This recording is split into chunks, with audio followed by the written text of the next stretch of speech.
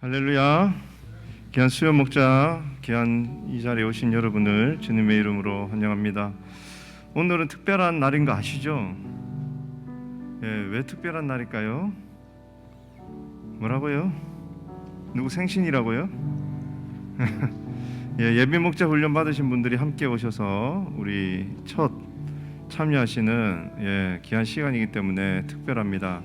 정말로 하나님께서 매번 은혜 주셔서 귀한 목자로 헌신하시는 분들을 허락해 주시고 또 귀한 그 영광스러운 일에 참여하게 해주신 하나님께 먼저 우리가 감사하며 기뻐하며 영광 올려드려야 될 줄로 믿습니다.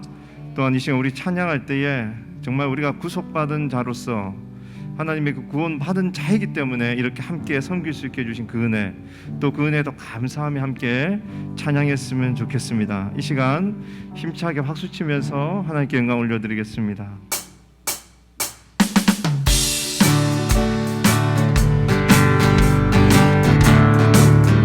이 세상의 모든 죄를 밝히시는 주의 보혈, 성자 예수 그 귀한 피 찬송하고 찬송하세. 주님 앞을 멀리 떠나 길을 잃고 헤맬 때에 나의 뒤를 따라오사 친히 구원하셨도다. 흰 눈보다 더 주의 흘리신 보혈로 이게 씻어 주옵소서. 가시관을 쓰셨으니 피로 얼굴 물드셨고 십자가의 모진 것도 나를 위해 당하셨네. 말로 영영할 수 없는 구세주의 구속하심, 그 은혜와 그 신사랑 찬송하고 찬송하세. 흰 눈보다 더 주의 흘리신 보혈로 이게 씻어 주옵소서. 아버지를 멀리 떠나 바른 길을 저버리고 여러 가지 죄악으로 주홍같이 되었으니 물 같은 것 가지고는 씻을 수가 아주 없네. 주의 귀한 보배 피로 날 정결케 하옵소서. 흰 눈보다 더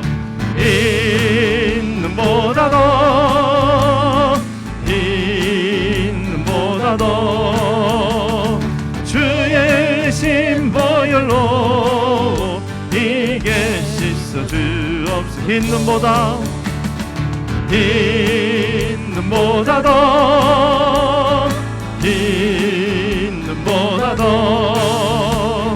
주의 신 보혈로 이게 다시 한 번 더. 흰 눈보다 더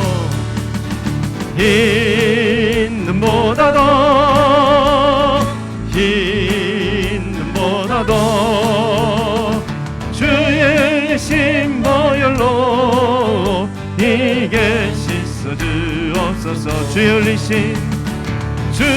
흘리신 보혈로 이게 씻어 주옵소서.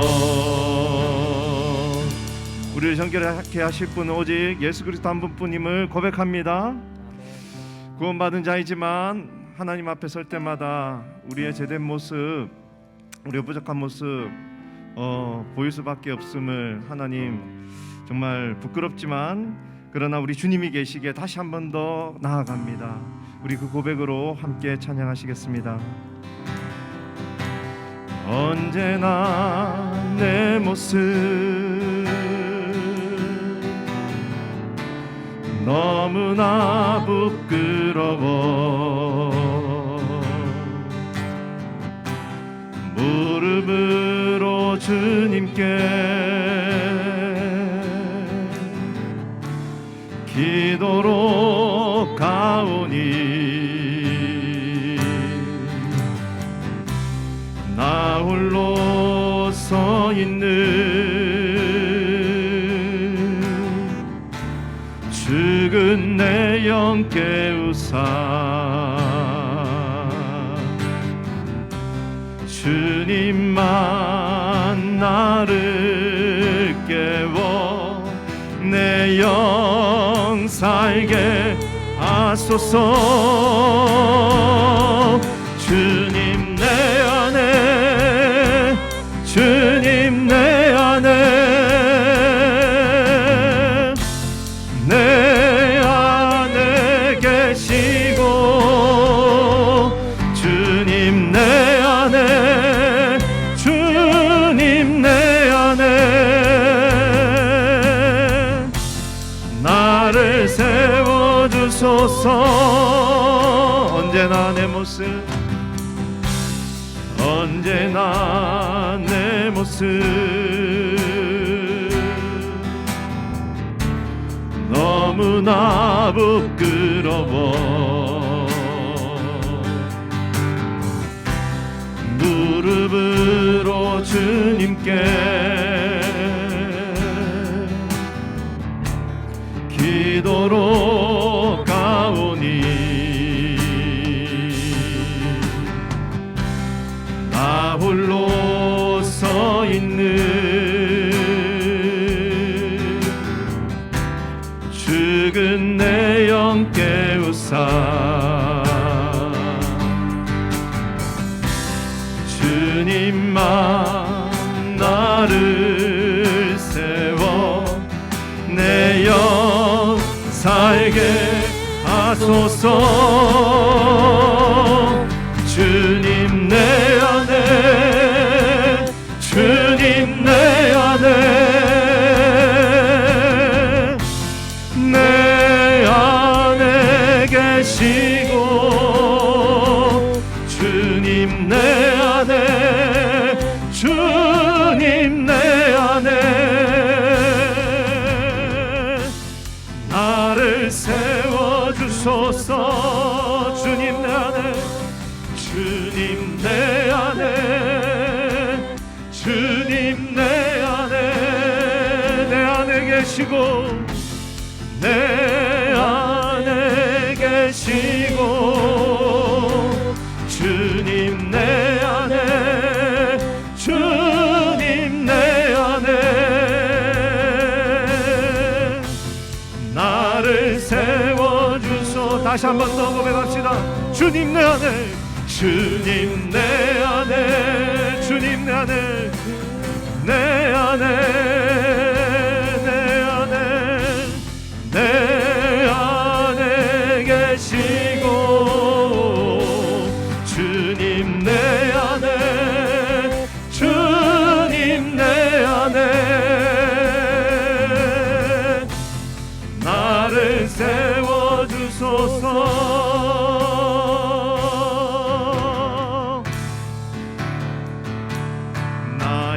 죄를 정케 하사 주의 일꾼 삼으신 구세주의 넓은 사랑 항상 찬송합니다.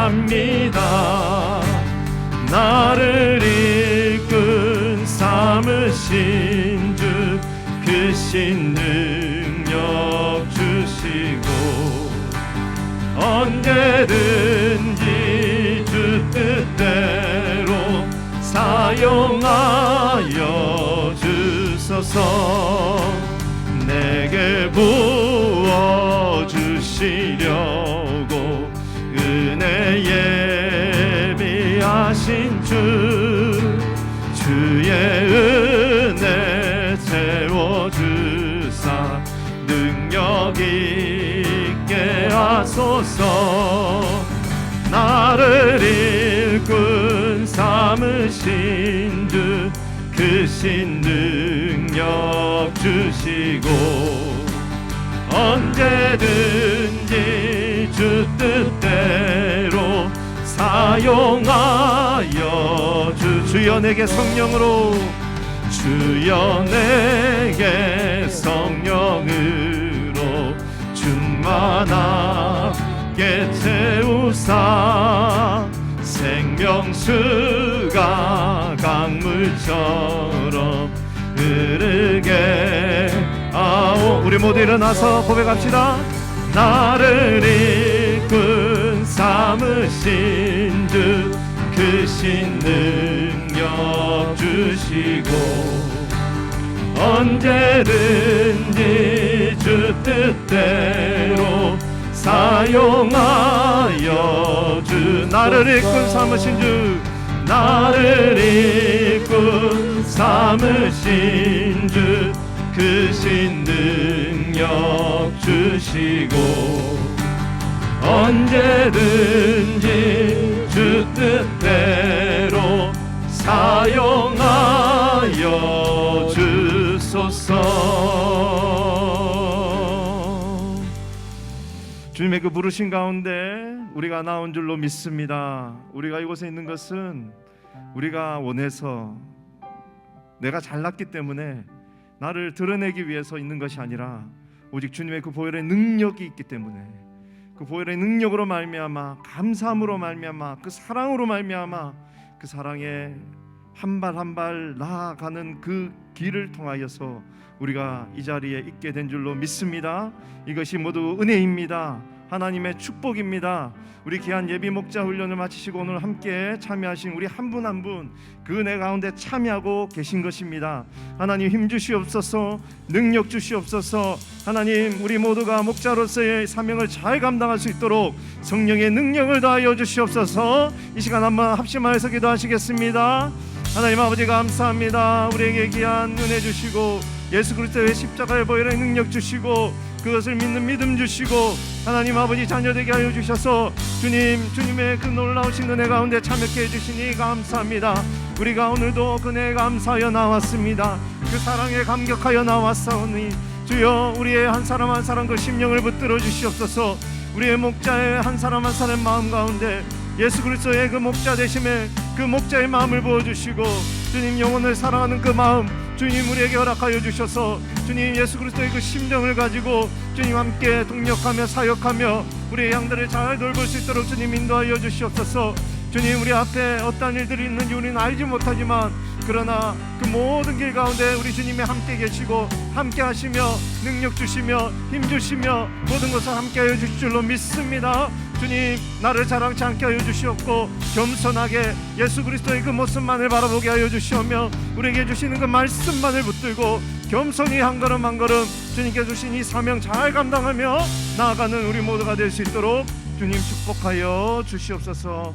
이 시간 기도할 때 교회를 위해서 한번 기도했으면 좋겠습니다. 제자 훈련이 이제 시작될 텐데 하나님 은혜 가운데 이 제자 훈련을 인도하여 주시고 이 팬데믹 기간 속에서 하나님을 향한 우리의 마음이 식지 않게 하여 주시며 제자의 삶을 살아갈 수 있도록 그 도전에 우리가 모두가 참여하여서 제자 훈련을 통하여 하나님의 쓰시기에 정말 아름답게 쓰여지는 그런 제자로 잘 훈련될 수 있도록 인도하여 주시옵소서. 또한 이제 목자 수련회가 있습니다. 귀한 목자 수련회를 통하여 우리의 영이 다시 한 번 더 일어나게 하여 주시고 정말 주님께서 보여주신 그 은혜 가운데 감격하여 나가는 귀한 목자 수련회가 되게 하여 주시옵소서. 또한 이제 출타 중인 목사님 그 여정을 주님 지켜주시고 인도하여 주셔서 주님 오시는 모든 그 과정 가운데 하나님 눈동자와 같이 지켜주시고 그 영의 풍성함을 가지고 돌아올 수 있도록 이 시간 함께 기도하시겠습니다. 하나님 아버지 감사합니다. 우리에게 한 남가주 새누리교회를 허락하여 주시고 이 교회 공동체 가운데서 함께 신앙생활하며 예수 그리스도를 높이며 나아가 주시니 감사합니다. 우리에게 허락해 주신 이 제자 훈련을 통하여서 주님 하나님 아버지 주님 정말로 주님께서 원하시는 그 제자로 주님 잘 훈련될 수 있도록 주님 인도하여 주시옵소서. 우리가 방관자로 살아가는 것이 아니라 우리가 그냥 구원받은 것에 만족하며 거기에 머물러 있는 것이 아니라 하나님이 원하시는 것이 무엇일까?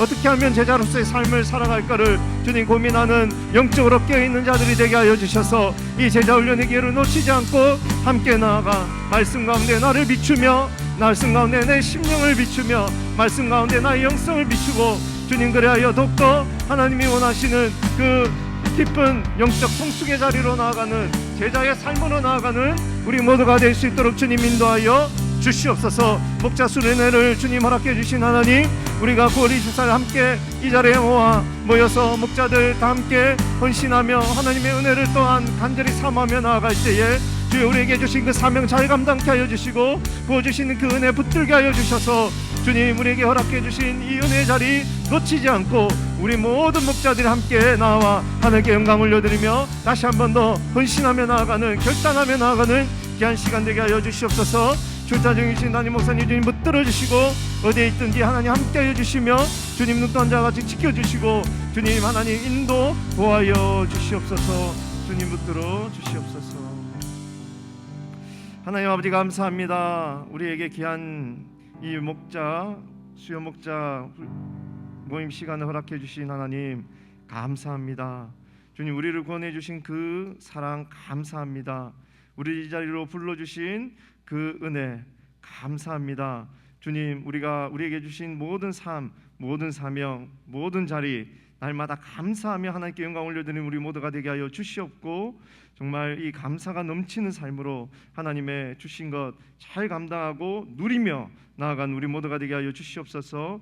오늘도 그냥 말씀을 들으며 나아갈 터인데 하나님 말씀 전하시는 최세영 목사님 주님 함께 하여 주시고, 우리가 이 말씀을 붙들고 우리 또 주일 양무리 가운데 풍성한 말씀의 은혜를 나누는 귀한 그런 준비되는 시간 될 수 있도록 주님 축복하여 주시옵소서. 감사드리며 예수님 이름으로 기도드리옵나이다. 아멘. 1년에 정말 한두 번 정말 특별한 정말 은혜가 아니면 설 수 없는 그런 상황인데 그래도 좀 광고만 하고 들어갈 때가 좋았습니다. 이렇게 또 이렇게 말씀을 나눠야 되는, 또 이렇게 장시간 이렇게 나눠야 된다는 그런 부담감과 기쁨이 공존하는 자리입니다. 감사하고요.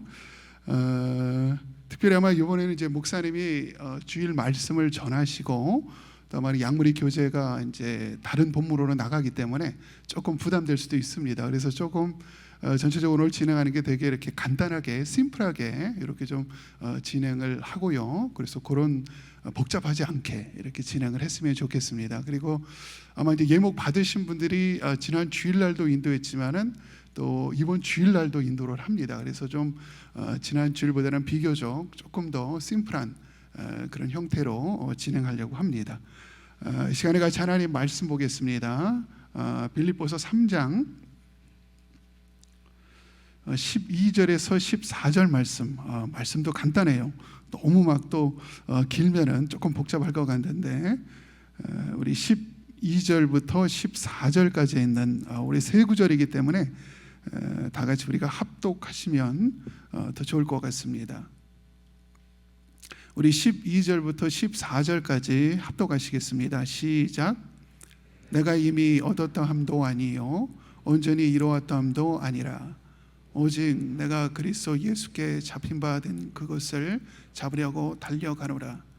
형제들아 나는 아직 내가 잡은 줄로 여기지 아니하고 오직 한 일 즉 뒤에 있는 것은 잊어버리고 앞에 있는 것을 잡으려고 푯대를 향하여 그리스도 예수 안에서 하나님이 위에서 부르신 상을 위하여 달려가노라. 아멘. 믿음의 경주라는 제목으로 함께 은혜를 나누기를 원합니다. 그 전에 아마 예능 프로그램 같습니다. 이게 정확하게 그 프로그램 이름은 잘 모르겠는데 그 유재석이라는 사람, 코미디언 사회자, 그 사람이 막 얘기를 하고 또 박진영이라는 그 가수가 또 이렇게 얘기를 하는데 무슨 얘기 끝에 그런 얘기가 나왔는지 모르겠는데 유재석이 되게 성실한 사람의 대표적인 그런 어떤 케이스라고 할 수 있잖아요. 그러니까 인생을 살아가는 그 성공적인 비결에 있어서 하루하루 최선을 다해서 살면은 그래도 만족하는 삶, 그 인생의 성공을 맛보지 않을까. 이제 그런 얘기를 이렇게 하니까 그 옆에서 듣던 그 가수 박진영이 그런 얘기를 합니다. 인생의 처음과 끝을 모르는데 그 중간 과정을 하루하루 열심히 산다 그래서 과연 인생을 성공적으로 살 수 있을까? 흘려 지나가는 얘기로 이렇게 이런 말을 하는데 정말 맞더라고요. 너무나 정말 무릎을 칠 만큼 중요한 핵심을 지적하지 않았는가 하는 그런 생각이 듭니다. 주변에 일반적으로 그냥 열심히 사는 사람들이 많아요. 그렇죠? 노력하면서 그렇게 열심히 살지만 하루하루 열심으로 산다고 할지라도, 최선을 다하여 산다고 할지라도 처음과 끝을 모르고 인생의 방향과 목적을 모른다면은 그것이 어떻게 후회 없는 삶을 살아갈 수 있을까? 정말 동의가 되는 그런 얘기가 아닌가 하는 생각이 듭니다. 저희가 사역자 되면서 참 감사한 건 뭐냐면은 많은 사람을 만난다는 것이 참 감사해요. 그리고 또 많은 것을 배우게 되고 특별히 장례 예배도 많이 참여하게 됩니다. 장례 예배를 통해서 많은 어떤 인생에 대해서 다시 한번 좀 생각해 보는 시간을 갖는데 장례보다 더 또 이렇게 의미가 있는 건 뭐냐면은 임종 예배입니다. 그래서 소천하기 직전에 드려지는 예배, 그때 그분이 남긴 그 유언의 말과 한마디는 정말 천금보다 소중한 그런 말이겠죠. 어떻게 인생에 정말 진심을 담아서 하는 얘기들입니다. 물론 여러분의 친지나 가족 가운데 그런 것을 들을 수 있지만은 여러 사람을 들을 수는 없을 거예요. 근데 참 이 사역자가 감사한 게 그런 임종 예배를 많이 참여를 하게 되고 같이 예배를 드리면서 그런 이야기를 많이 듣습니다. 많은 경우 목사님이 올 때까지 기다리세요. 목사님이 1시간 걸리면 1시간 동안 기다리시고 다른 일정 때문에 좀 하면은 그 일정까지 꼭 기다리세요. 그리고 임종 예배까지 다 드리시고 나서 편안하게 이렇게 소천하시는 그런 경우를 많이 봤어요. 참 그 모습을 보면서 참 은혜를 많이 받는데 공통적으로 이제 하는 말이 있습니다. 임종 예배를 드릴 때 이런 얘기는 하지 않는다 그래요. 내가 미국 어렵게 와가지고 내가 정말 아메리칸 주림을 잃었어야 되는데 이런 얘기는 안 한대요. 내가 꼭 요번에 정말 비즈니스 해가지고 체인점을 더 늘렸어야 되는데 너무 아깝다. 이걸 늘리고 죽었어야 되는데 이런 얘기도 안 한대요. 내가 집은 샀지만 좀 세컨홈을 사서 더 늘릴 걸. 이런 얘기를 하는 사람은 한 사람도 없대요. 많은 경우 이제 목사님들 같은 경우는 제일 많이 이렇게 얘기하는 게 좀 후회하는 게 좀 사역을 좀 덜 하고 하나님과의 관계를 좀 더 많이 가졌으면 좋을 뻔했다. 하나님과의 풍성한 교제의 시간, 정말 기도의 시간, 이런 시간을 좀 더 많이 가졌으면 좋을 뻔했다 하는 경우를 많이 본다 그러고 일반 우리 평신도들이나 일반 사람들은 관계에 대해서 많이 얘기한다 그럽니다. 내가 죽기 전에 사랑하는 아내와 조금 더 시간을 더 보냈으면 좋을 뻔했다. 내 자녀들과 내 친구들과 그런 좋은 시간을 좀 가졌으면 어떨까 하는 그런 얘기를 하고 또 크리스찬 같은 경우에는 내가 한 영혼이라도 더 구원했으면 하나님 앞에 올려드렸으면 아직도 내가 기도하는 영혼이 정말 예수님 믿지 않았는데 저 영혼 어떡하나 하는 어떤 그런 후회와 그런 기도 제목들을 남기는 경우가 많이 있다고 합니다. 그 임종하는 순간에 그 남겼던 그 말들이 자신의 지금까지 살아온 모든 삶을 대표한다고 할 수 있습니다. 과연 우리는 어떠한 이야기를 남길까요? 이와 같은 측면에서 생각할 때 하나님이 주어주신 우리에게 주어진 인생을 정말 하나님의 뜻대로 하루빨리 올바른 궤도 안에 그 안에서 살아가는 것이 정말 보람된 삶이고 정말 후회 없는 인생이 아닐까 하는 그런 생각이 듭니다. 그런 측면에서 믿음의 경주라는 말씀을 같이 준비했습니다. 여기 본문의 주제를 보면은요, 인생의 참된 목표를 향해 믿음의 경주를 달려가자. 인생의 참된 목표를 향해 믿음의 경주를 달려가자. 우리는 고민할 필요가 없습니다. 인생의 참된 목표를 이미 아는 사람이에요. 이미 예수 그리스도 안에서 발견한 사람입니다. 그렇기 때문에 그 목표를 향하여 믿음의 경주를 달려가자라는 주제로 삼았습니다. 나눔 질문을 먼저 봅니다. 오늘 본문에서 바울은 하나님의 뜻을 추구하는 삶을 마라톤 경주로 비유하고 있다. 당신은 지금 어디에 있는가? 그 당시 헬라 문화 속에서 마라톤 경주나 달리기 경주 이런 부분들이 많이 있었습니다. 그것을 예표해서 빌립보 성도들에게 전함으로 말미암아 그들의 이해를 돕고 있어요. 그래서 믿음의 경주, 이것이 마라톤 경주로 비유하고 있는데 그런 측면을 좀 우리에게 먼저 적용해서 서론 부분에서 먼저 나눴으면 좋겠습니다. 나는 믿음의 경주를 지금 달리는 데 있어서 현재 나의 위치는 무엇인지. 그래서 첫 번째 보면은 운동장 한쪽에 앉아 있는 그런 상황.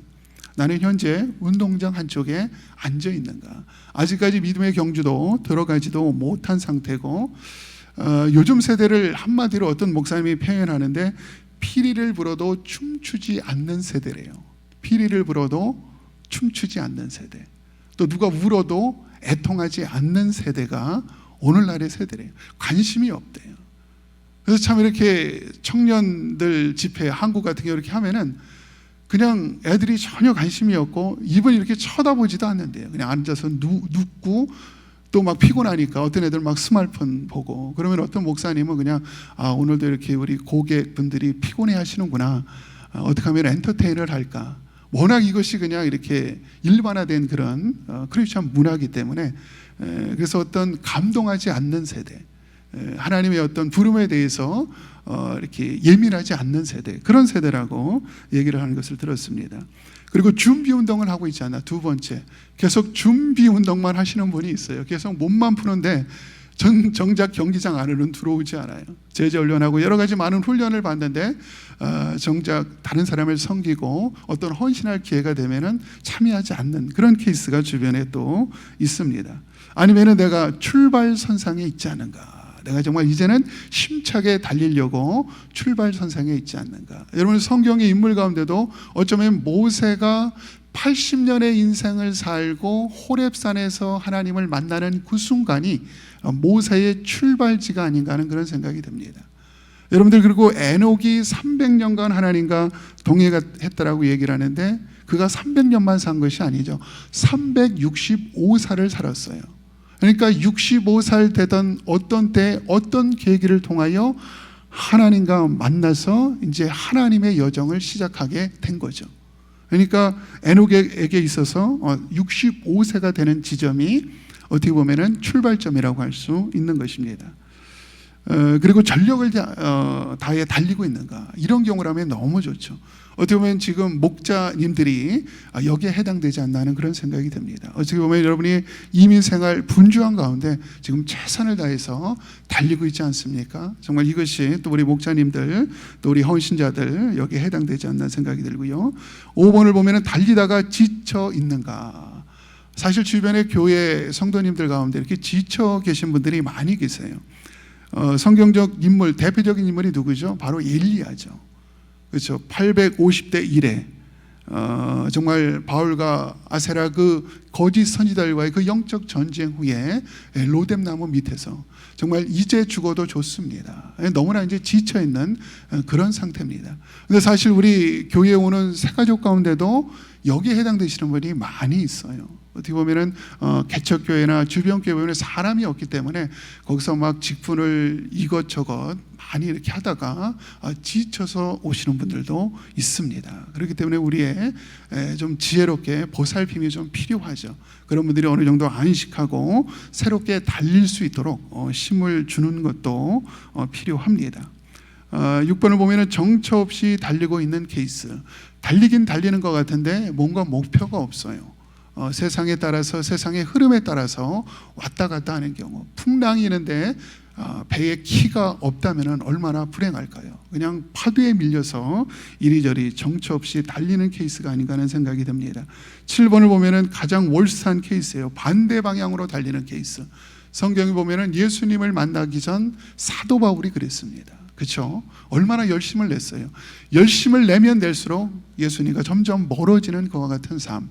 바리새인들도 마찬가지죠. 얼마나 열심을 냈습니까? 그들은 그냥 구약 성경 이걸 통으로 암기하는 사람들입니다. 사실 그냥 금식을 우리 밥 먹듯이 하시는 분이고 정말 경건의 외적 활동을 얼마나 많이 하는지 몰라요. 근데 그걸 하면 할수록 하나님과 멀어져 가는 그와 같은 케이스가 우리 주변에도 많이 있습니다. 어떤 형식적인 이런 부분에 치중하고 영혼에 대한 관심보다는 다른 쪽에 있으므로 오히려 더 힘들게 하는 그런 케이스들이 주변에 있습니다. 8번을 보면은 경주를 포기했는가? 포기한 사람도 있어요. 이것은 그냥 지쳐서 넘어진 케이스랑은 다르죠. 실제로 예수님을 배신해서 떠나는 케이스라고 할 수 있습니다. 여러분들 빌레몬서에 보면은 그 대마를 소개하는데 뭐라고 소개하냐면은 나의 동역자라고 사도 바울은 영광스러운 그런 호칭을 대마에게 이렇게 합니다. 근데 그 대마가 대마초 약간 비슷한데 이거는 전혀 상관없는 거지만 디모데 후서를 보면은 대마는 이 세상을 사랑하여 나를 버렸고, 이것이 어떻게 보면은 완전히 떠난 케이스죠. 예수님을 배신한 그런 케이스죠. 너무나 좀 안타깝습니다. 디모데 후서만 해도 사도 바울이 마지막 임종을 앞두고 기록한 서신이에요. 어떻게 보면 초기에는 잘 달려갔는데 무엇 때문인지 모르겠지만 완전히 배신한 거예요. 완전히 뒤돌아선 겁니다. 안타까운 그런 케이스도 있다는 것이죠. 그래서 이걸 같이 좀 나누면서, 사실 솔직히 말해서 몰라서 안 하는 사람은 없어요. 사실 약물이 모임의 가장 그 파워풀한 건 뭐냐면은 자기 스스로 자기에 대해서 이야기하면서 그것이 스스로 교육적 효과를 누립니다.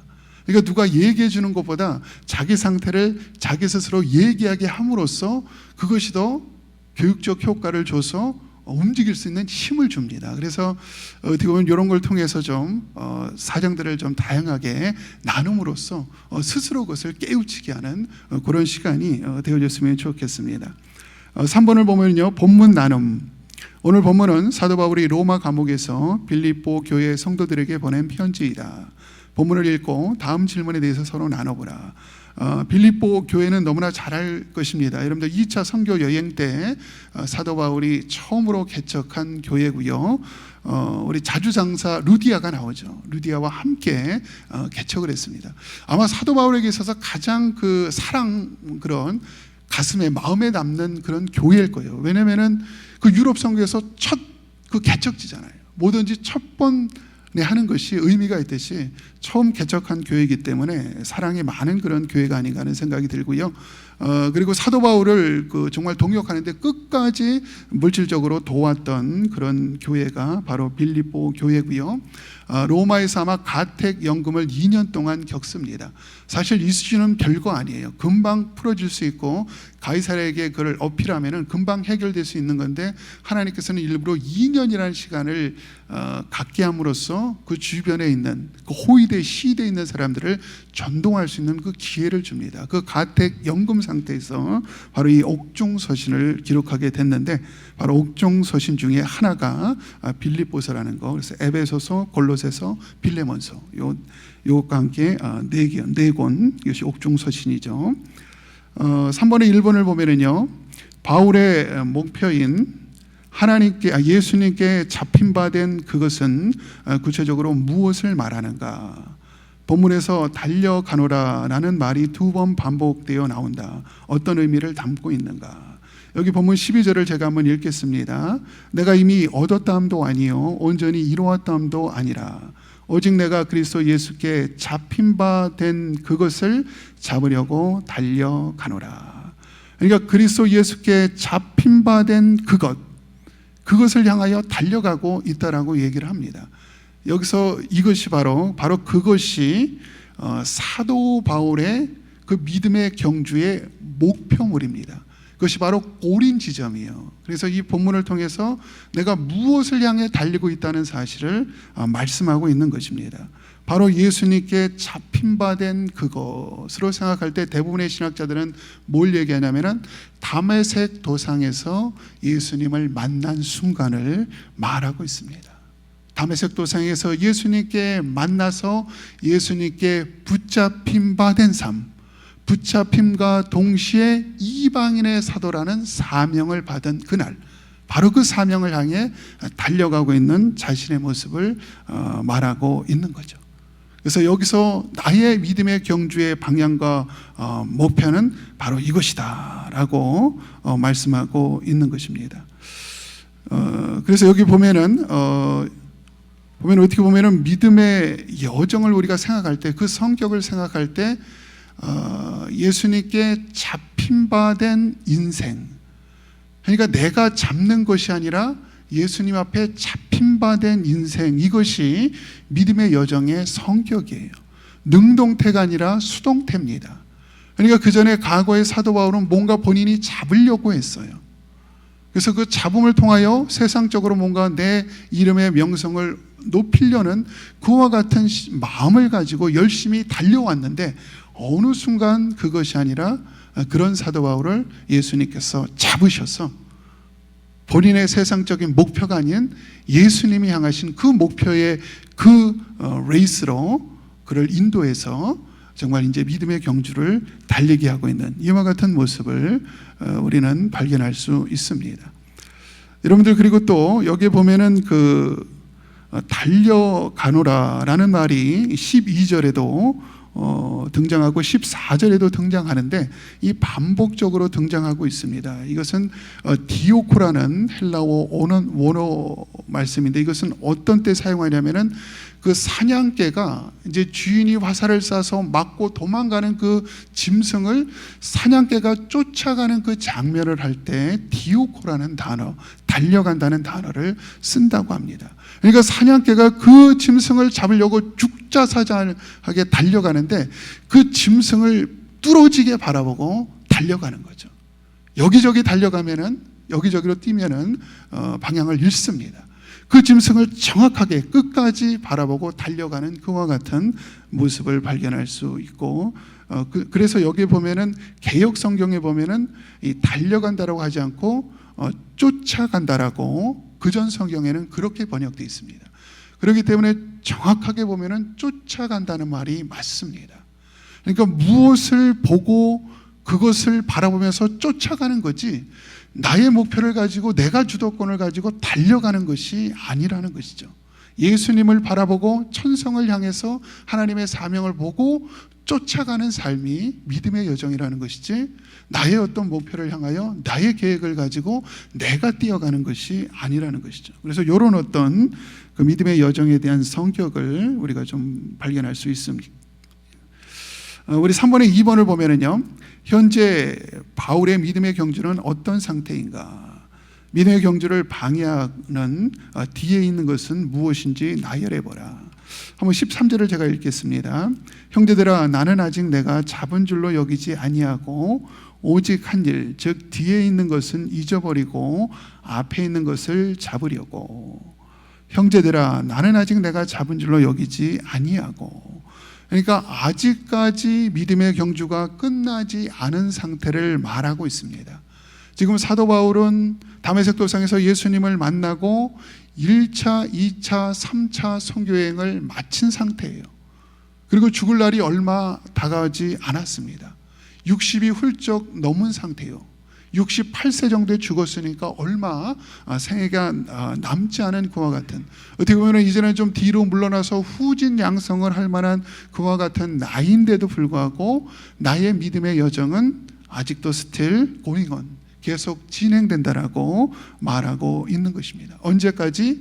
마지막 죽는 그날까지 믿음의 여정이 중단되어지지 않는, 그래서 믿음의 여정이 계속적으로 지속되고 있는 이와 같은 상황을 말하고 있죠. 그러면서 믿음의 여정에 방해하는 것, 그것이 무엇입니까? 바로 뒤에 있는 것들, 나의 발목을 잡고 있는 것들, 바로 믿음의 여정을 방해하는 그 요소가 있는데, 그것이 무엇입니까? 뒤에 있는 것, 과거에 있는 것. 과거에 어떤 것이 있습니까? 과거에 자신의 실수나 잘못, 그러므로 말미암아 의기소침하고 좌절하고 위축하며 낙심에 빠질 수 있다는 것이죠. 대표적인 잘못이 무엇입니까? 예수님을 만나기 전에 교회를 박해했던 그와 같은 일들, 그리고 아덴에서 그 선교가 실패했던 일들은 앞으로 선교하는데 되게 부담이 되고 떨릴 수 있습니다. 그리고 바나바와 심히 다퉈서 2차 선교 때 갈라졌던 여러 가지 일들, 과거의 실수나 잘못이 우리를 잡을 수 있고요. 또 반대로 과거의 성공이 우리를 교만하게 하고 자만에 빠지게 하고 하나님이 아닌 자신의 힘을 의지하게 하는 그와 같은 또 장애가 될 수 있다는 것이죠. 그런 이미 3번에 걸쳐서 선교여행을 다녀왔어요. 얼마나 많은 성공적인 사례가 있겠습니까? 소아시아와 유럽과 이제는 로마로 가서 선교를 하고 있는 그와 같은 상황 속에서 얼마나 자신을 자랑할 게 많겠어요. 이미 많은 경험이 있기 때문에 굳이 하나님을 의지하지 않아도 됩니다. 그리고 수많은 핍박과 고난 가운데 있었고, 그리고 정말 하나님의 은혜로 삼층천까지 경험한 사도바울에게 있어서 충분히 이것이 장애물이 될 수 있다는 것이죠. 또한 과거의 상처나 정말 어떤 아픔, 이런 것들도 우리에게 발목을 잡는 그런 장애물이 될 수 있다는 것입니다. 여러분, 이것을 오늘 사도 바울은 말하고 있습니다. 이것이 바로 믿음의 경주를 방해함으로 이것을 제거하라고, 잊어버리라고 말씀하고 있습니다. 우리 3번의 3번을 보면은요, 믿음의 경주를 완주하기 위해서 필요한 두 가지 요소를 찾아보라. 바울이 나일한 푯대와 위에서 부르신 부름의 상이 구체적으로 무엇인지 살펴보겠습니다. 우리 14절을 보면은요, 푯대를 향하여 그리스도 예수 안에서 하나님이 위에서 부르신 부름의 상을 위하여 달려가노라. 바로 이것이 믿음의 경주를 완주하기 위해서 필요한 두 가지 요소, 하나는 푯대고 하나는 위에서 부르신 부름의 상이라는 것입니다. 이것이 끝까지 완주할 수 있도록 우리를 돕고 있는 바로 이 푯대를 바라보며 나아가야 된다는 것이죠. 푯대는 여기서 말하는 바로 예수 그리스도 안에서 의 푯대, 그러므로 예수 그리스도를 바라보며 나아가는, 예수 그리스도를 끝까지 집중하여 예수 그리스도 안에서 달려나가는 이와 같은 모습을 푯대를 향하여 나아가는 모습으로 말씀하고 있습니다. 그리고 여기서 말하는 푯대는 아까 우리 1번에서 얘기한 것 같이 예수께 잡힌바된 그것과 바로 동일시되는 것이죠. 하나님이 나에게 맡겨주신 그 사명, 이것 또한 푯대인 것입니다. 그것을 향하여 나아갈 때 우리가 방향을 잃지 않고 끝까지 완주할 수 있다는 것입니다. 그리고 위에서 부르심의 부름의 상, 하나님께서 주시는 그 상을 통하여 우리가 더욱더 동기부여가 되어져서 믿음의 경주를 끝까지 감당할 수 있다는 것입니다. 우리 여러분은 상에 대해서 어떻게 생각하는지 모르겠는데, 사도 바울의 말씀을 보면 사도 바울은 정말 그 하늘의 상에 대해서 되게 많은 그 욕심을 냈던 사람 중에 하나입니다. 순간순간 중요한 고비 때마다 정말 영광의 면류관, 의의 면류관을 바라본다는 그와 같은 말을 많이 남겼고요. 로마서 8장 18절에도 보면은 생각컨대 현재의 고난은 장차받을 영광과 좋기 비교가 안 된다라고 이와 같은 고백을 남깁니다. 우리가 언뜻 생각할 때 그래요. 구원만 받아도 되지 굳이 상급까지라는 소극적인 마음도 드는데, 희한하게 사도 바울은 이 부분에 대해서 상당한 열정을 갖습니다. 그래서 나에게 있어 이 믿음의 경주는 이 상을 바라보는 이것이 나의 그 열정을 더욱더 힘있게 한다라고 말씀하고 있는 거죠. 여러분들, 생각컨대 현재의 고난은 장차받을 영광과 좋기 비교가 안 된다. 이것은 사도 바울만이 고백할 수 있는 말이에요. 왜 그렇습니까? 아마 선교지에서 가장 많이 고난을 받은 사람이 사도 바울입니다. 일일이 나열할 수 없을 정도로 거의 죽을 때까지 돌에 맞아서 거의 죽었어요. 어떻게 보면은 정말 수많은 그런 핍박과 어려움과 그런 어떤 환난을 받은 사람이 사도 바울이고요. 그리고 그것만 받았다면은 할 말이 없는데, 그는 삼층천에 가서 말할 수 없는, 정말 도저히 인간의 말로는 표현할 수 없는 천국을 직접 본 사람이에요. 그러니까 그는 극과 극을 본 사람이에요.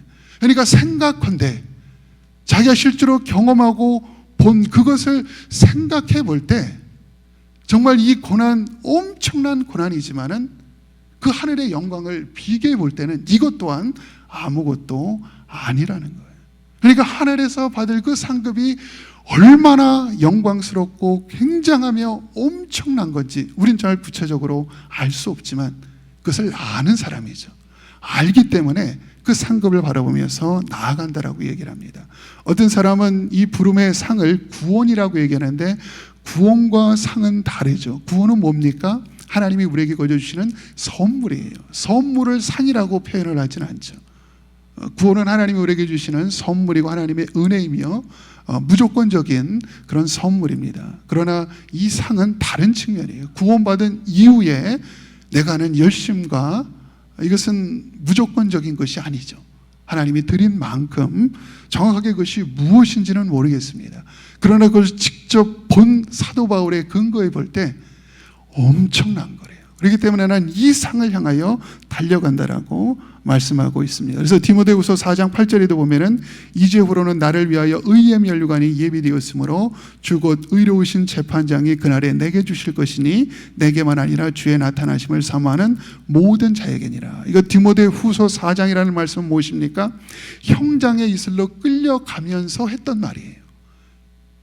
그 칼날 앞에 서서 두려움 속에 있었지만은 그는 하늘의 상급 영광을 바라보고 지금 한 걸음 한 걸음 그 칼날 앞으로 가고 있는 거예요.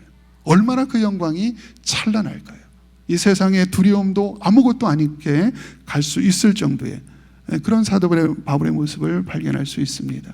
그것이 사도 바울의 믿음의 경주에 있어서 동기부여여 다시 한번 새롭게 정말 열정적으로 나아갈 수 있는 힘이 된다는 것입니다. 이 말씀을 가지고 우리가 삶에 적용을 하길 원합니다. 4번 삶의 적용, 믿음의 경주를 달리는 각자의 삶에 적용하라. 4번의 1번을 보면은요, 믿음의 경주를 완주하려면 분명히 목표가 있어야 한다. 현재 잡고 있는 것이 무엇이며 앞으로 잡으려 하는 것이 무엇인가, 그리고 또 하나님께서 나에게 잡기 원하는 것이 무엇인지 나눠보라. 여러분들 믿음의 경주에서 가장 중요한 것이 목표입니다. 꼬린 지점이에요. 이것이 불분명하면은 우리가 성공할 수가 없어요. 가장 1차는 이것에 대한 분명한 목표가 있어야 되는 거죠. 하나님도 우리가 분명한 걸 좋아하십니다. 하나님이 싫어하는 색깔이 있대요. 회색을 싫어한답니다. 신앙에도 회색 지대에 있으면 안 된다라고 누가 얘기를 하더라고요. 하나님이 혹시 싫어하는 색깔이 회색인데 혹시 하나님이 싫어하는 물도 있다는데 뭔지 혹시 아시나요? 미지근한 물, 차든지 뜨겁든지. 그리고 하나님이 싫어하는 걸음걸이도 있대요. 머뭇머뭇하는 거, 머뭇머뭇하는 거. 일단 분명한 목표의식이 우리에게 큰 힘이 됩니다. 그래서 여기 1번에서 그런 목표가 있는지, 아니면 사도 바울과 같이 아직도 내가 뭔가를 잡으려고 쫓아가는지, 그리고 현재 내가 뭔가를 잡으려고 쫓아가고 앞으로 뭔가를 잡으려고 미래에 계획하면서 달려가고 있는 인생이 있는지, 아니면은 내가 잡힌 바 돼서 예수님께서 나에게 주신 그 소명을 가지고 달려가는지, 이 부분에 대한 질문입니다. 그래서 그리고 정말 잡기 위해서는, 잡힌 바 되기 위해서는 무엇입니까? 먼저 내가 잡은 것을 놓아야 되는 우리의 결단도 필요합니다. 이미 내가 세상 것으로 가득 잡고 움켜쥐고 있기 때문에 하나님의 것이 안 보입니다. 많은 분들이 마음 가득히 교회에 와서 양머리 모임을 하는데도 내일 무엇을 할지, 그 다음 무엇을 할지 그 생각으로 하나님의 말씀을 못 듣는 경우도 많이 있어요. 그리고 여러분들 다시 한번 예수님과의 그 만남을 기억하셔야 돼요. 왜냐하면 사도 바울은 다메섹 도상에 만나는 순간에 동시에 이방인의 사도라는 사명을 주셨어요. 많은 경우 여러분 잘 생각해 보셔야 됩니다. 여러분 분명히 하나님과 처음 만났을 때 하나님 주신 그 감동함이 있을 거예요. 그리고 지금까지 인도하신 하나님의 섭리를 바라볼 때 앞으로 어디를 향하여 달리라고 우리 스스로, 다른 사람은 모르는데 본인은 알 수 있습니다. 그것을 다시 한번 좀 생각하고 점검하는 그런 시간이 되어졌으면 좋겠어요. 그래서 그 잡힌 바 된 것을 목표로 삼아서 나아갈 때만이 우리는 끝까지 성공적으로 달릴 수 있습니다. 4번에 2번을 보면은요, 앞으로 나아가지 못하도록 발목을 붙잡고 있는 것이 무엇인가? 어떻게 하면 과거의 장애물을 제거할 수 있을까? 우리가 열심히 달리고 싶어도 자꾸 우리가 발목을 잡는 것이 있는데, 바로 뒤에 것, 사도 바울도 얘기했죠. 바로 그 뒤에 것을 잊어버리라고 이야기하고 있습니다. 여러분들 잊어버린다고 잊혀지나요? 정말 잊혀지면 얼마나 좋겠어요. 하나님께서 우리를 죄를 기억하지 않는다 그러는데 정말 기억하지 않으실까요? 이 성경에 보면 잘못된 기록들이 다 있습니다. 사실 잊는다는 그 말은요, 좀 더 성경적 의미로 다시 재해석한다면은 그 과거의 잘못된 기억과 상처로 말미암아 현재 영향을 받지 말라는 것입니다. 기억은 할 수 있어요. 어떻게 그것을 잊어버리겠습니까? 갑자기. 그리고 과거를 통해서 기억해서 그거에 대한 교훈을 또 삼아야 됩니다. 그러니까 중요한 건 뭐냐면은 그 과거로부터 그 악영향을 현재까지 끌어오지 말라는 거예요. 우리는 알잖아요, 이미. 과거의 이와 같은 경험, 상처. 그것이 어느 순간 중요한 때 우리에게 악영향으로 우리에게 다가오는 경우가 있어요. 그것을 많이 경험했잖아요. 그것을 끊으라는 겁니다. 그 악영향을 받지 말라는 거죠. 그리고 또한 반대로 아까도 얘기했지만 과거의 어떤 성공적인 그런 어떤 과거의 경험들, 이것으로 말미암아 우쭐하게 만들고 교만하게 만들고, 사도 바울은 어떤 일을 할지 하나님께서 일부러 육체의 가시를 제거해 주지 않았습니다. 왜 그렇습니까? 너가 받은 은혜가 너무 크기 때문에 교만할까 봐. 오히려 그 육체의 가시를 통하여 자신의 약함이 오히려 강함인 것을 깨닫는 순간, 그래서 오히려 자신의 약함을 자랑한다라고 얘기해요. 혹시 여러분 가운데 아직까지 육체의 가시가 있습니까?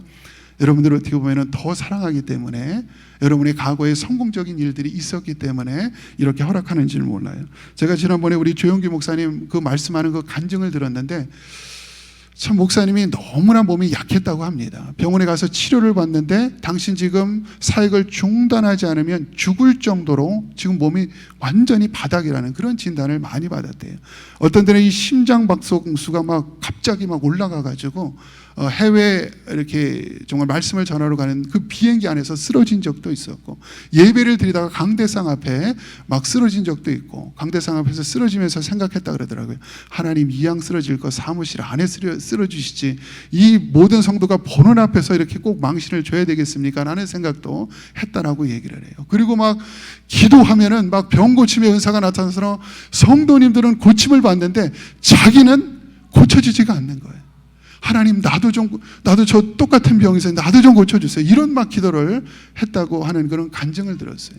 교회가 엄청나게 부흥했지만 본인은 너무나 아팠기 때문에 그 부흥을 통해서 오는 기쁨과 보람을 제대로 느껴볼 틈이 없었다는 그런 고백을 하는 것을 들었습니다. 왜 그랬을까요?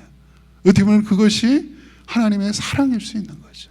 어떻게 보면 교만해질 수 있는 충분한 그런 과거의 성공, 여러 가지 그 여건들을 통해서 하나님은 이와 같이 이렇게 다독거리는 이런 모습들을 발견할 수 있습니다. 또한 우리의 과거의 상처가 우리를 힘들게 합니다. 과거의 우리의 가정적인 어려움들, 어비주 당하고 다른 사람들에게 속임을 당하고, 여러분들 그 모든 것들 없을 수가 없습니다. 과거 이 어려운 이 한국 사회에서 정말 상처받지 않는 가정에서 자란 것이 오히려 기적이에요. 우리 옛날 가정을 볼 때 너무나 척박하고 어려운 삶 속에서 속임을 안 당하고 어비주를 안 당한다는 자체가 이게 기적입니다. 이건 당연한 거예요. 그 당연한 섭리를 이해하셔야 됩니다. 그 속에서 하나님의 섭리, 그 어려움과 상처와 아픔과 그 눈물을 통해서 치유받음으로 말미암아 동일한 아픔을 겪고 있는 사람들을 치유할 수 있는, 회복할 수 있는 하나님의 목자로 세워준다는 사실, 여러분 그 섭리를 깨달아야 됩니다. 그래서 헨리 나우엔이 뭐라고 씁니까? 상처받은 치유자, 상처받은 치유자. 우리가 예수님 앞에 이 모든 사정을 알릴 수 있는 것은 예수님도 동일한 상처를 경험하셨기 때문에 우리는 동일하게 구할 수 있다는 것이죠. 여러분, 나의 잘못이 아닙니다. 우리 가정의 잘못이 아니에요. 부모의 잘못이 아닙니다. 돈이 없는 가정 형편의 잘못이 아니에요. 그 모든 길을 처음부터 지금까지 인도하신 분이 하나님이셨고요. 그 아픔, 그 치료를 통하여 또 다른 사람을 치유할 수 있는 섭리적 뜻으로 우리를 인도하신 거예요. 그것을 깨닫는 순간 치료가 됩니다. 사도 바울이 마찬가지잖아요. 깨달았잖아요. 더 이상 기도 안 했습니다.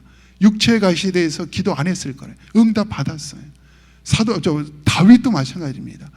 어떻게 사울 왕이 죽었는데 그 앞에서 통곡할 수 있을까요? 페이크로 우는 걸까요? 아닙니다. 진실로 사울 왕에 대한 연민의 정으로 사울 왕이 죽었을 때 울었어요. 어떻게 울 수가 있어요?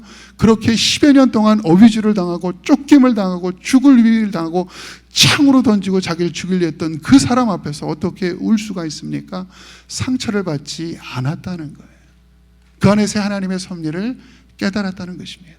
대표적인 케이스가 요셉이에요. 형제들을 용서할 수 있었던 이유가 바로 여기 있었어요. 자기를 애굽으로 팔았고 웅덩이에 던졌다는 건 죽이려고 했던 거예요. 감사하게도 그 안에 물이 없어서 살아서 그렇지 죽이려고 했던 거예요. 형제가, 혈육을 나는 형제가.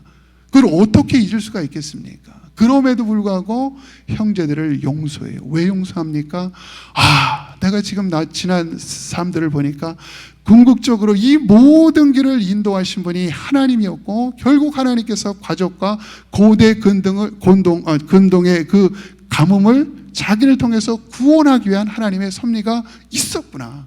그걸 깨닫고 나니까 감사하고 그 상처가 다시 기쁨으로, 그래서 그 형제들을 용서할 수 있는 그 요셉의 모습을 발견할 수 있다는 것입니다. 그래서 바로 이와 같은 어떤 이 장애물들을 제거하는 이 과정이 우리에게 필요하다는 것이죠. 우리 4번에 3번을 보면은요, 현재 달려가고 있는가 아니면 쫓아가고 있는가, 믿음의 열정이 식지 않기 위해서 필요한 것이 무엇인가.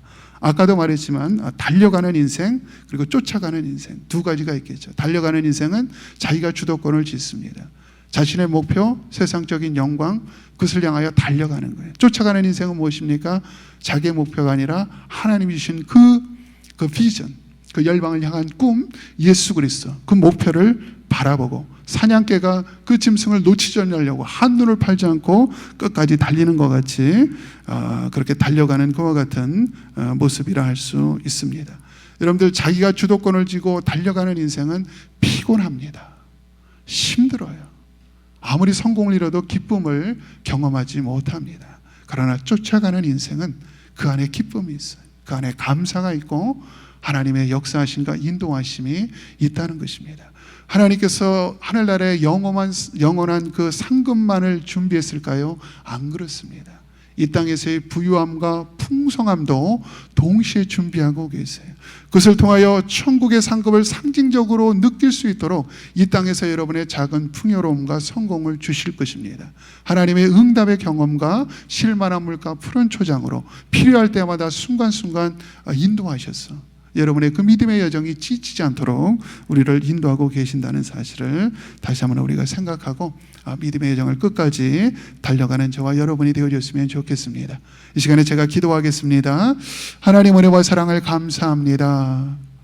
정말 사도 바울이 달려갔던, 우리 주님이 달려갔던 하나님의 믿음의 경주를 끝까지 달려가는 저희 모든 목자들 되어줄 수 있도록 인도하여 주옵소서. 하나님, 자로나 우로나 요동하지 않고 하나님이 우리에게 맡겨주신 그 영혼들을 부여잡고 하나님 끝까지 달려갈 수 있도록 인도하여 주시니 감사합니다. 하나님, 우리 귀한 목자님들 한 사람도 지치지 않도록 믿음의 여정 가운데 하나님 위로하여 주시고 하나님 붙들어 주시고 영원한 하늘나라에서 우리를 위하여 준비된 그 의의 면류관, 영광의 면류관을 바라보는 저의 삶이 되어질 수 있도록 인도하여 주옵소서. 오늘 주일날 양문의 모임 함께 나눌 때 풍성한 은혜의 시간으로 함께하여 주시고 함께 믿음의 여정을 달려나가는, 지치고 정말 쉬고 있는 영혼들이 새롭게 일어나는 귀한 계기가 되어줄 수 있도록 함께하여 주옵소서. 또한 내일 도착하는 우리 담임 목사님 연육관의 강건함으로 붙들어 주시고 안전하게 건강하게 잘 도착할 수 있도록 함께하여 주시옵소서. 감사하며 예수님의 이름으로 기도드리옵나이다. 아멘.